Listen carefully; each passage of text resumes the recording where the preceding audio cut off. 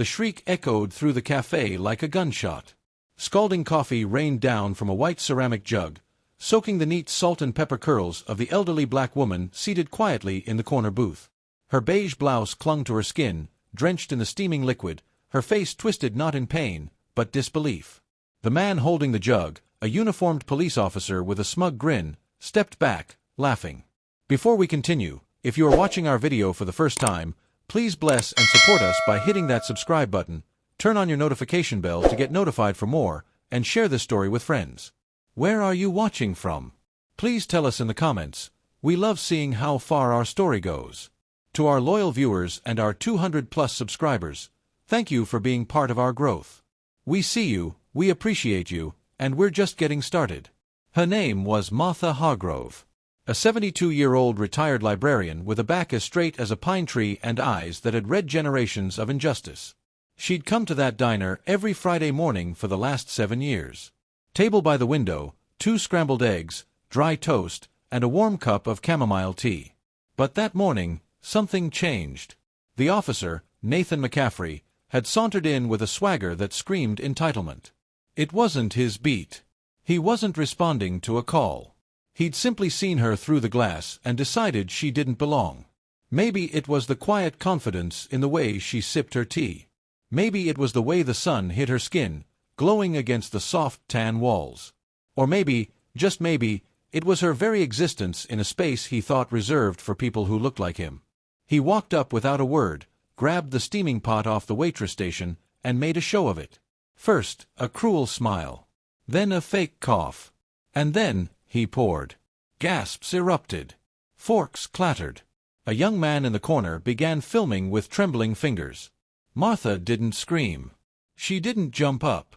She sat still, tea-stained and trembling, her eyes locking with Nathan's. What he saw in them made him shift uncomfortably. "What? You think you're too good for this place?" he sneered, trying to laugh off the silence choking the room. Martha slowly stood, steam rising from her blouse.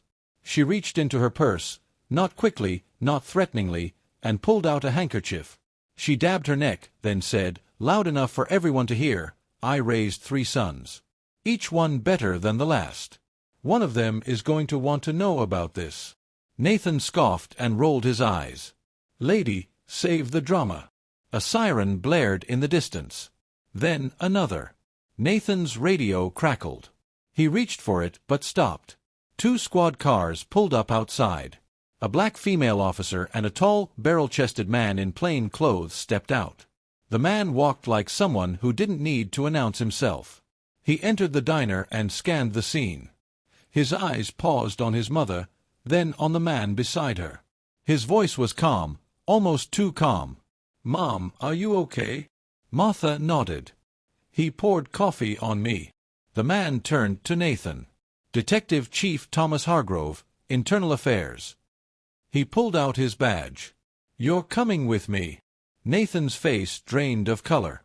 "Wait, what? I didn't know she was your—" "That's the problem," Thomas cut in. "You didn't need to know who she was to treat her like a human being." The diner exploded with applause. A few people stood up, others reached for their phones. Thomas calmly placed a pair of handcuffs on Nathan, reading him his rights. "You're being charged with assault, public misconduct, and violation of civil rights." Outside, cameras began flashing. Word traveled fast in a small town, and even faster online.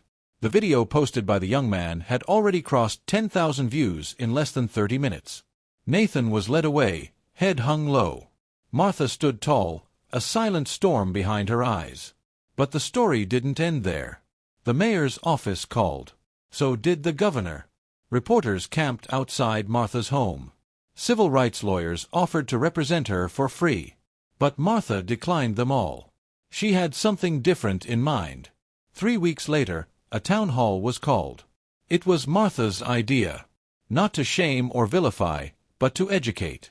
She stood on the stage beside her son, beside victims of racial profiling, beside police officers who were doing the job right. She began softly. When a man in uniform pours hot coffee on a woman twice his age just because she's black, it's not just about that moment. It's about a sickness in the system. She didn't rant. She didn't raise her voice. But every word hit like thunder. She told the story of her youth, of books she wasn't allowed to borrow, buses she had to sit in the back of, teachers who ignored her hand in class. She spoke of raising 3 boys in a world that constantly questioned their worth. Change doesn't come from rage alone, she said. It comes from truth. From facing what's broken and having the courage to fix it. One by one, others came forward. A barista who'd been followed by police for closing late. A teacher who'd been ignored for promotion because her hair was too ethnic. An officer who watched his partner plant evidence and stayed silent. And then, a twist. From the back of the hall, an elderly white woman stood up. "I'm Officer McCaffrey's mother," she said. Gasps rippled through the crowd. "And I came to say I'm sorry. I raised him better. But I see now that I didn't do enough." She walked to Martha and embraced her. The cameras clicked again. But this time, the story was different. A week later, a reform bill passed in the town council. Mandatory bias training, increased community oversight, and an anonymous misconduct reporting system. Martha was asked to chair the advisory board. She accepted, with one condition: it had to be diverse, honest, and fearless. Nathan McCaffrey was formally dismissed and later charged. But Martha never visited him in court. "That's for the system to handle," she told her son. "My justice was standing up without raising my voice." The diner, now famous, added a plaque to the booth by the window, reserved for Martha. A woman who reminded us who we are and who we should be. And every Friday she returned. Same table. Same tea. But now, when she walked in, people stood up. The town changed. Not overnight. Not easily. But steadily. Because of a cup of coffee, and a woman who wouldn't be humiliated. So what's the lesson? The uniform doesn't make the man. Kindness doesn't need a spotlight. And power used wrongly always has a reckoning. To all watching, stand tall in your truth. Speak with grace. And never underestimate the strength of a quiet woman in a noisy world. This story was brought to you by Elliot Stories. See you on the next one. Elliot Stories cares.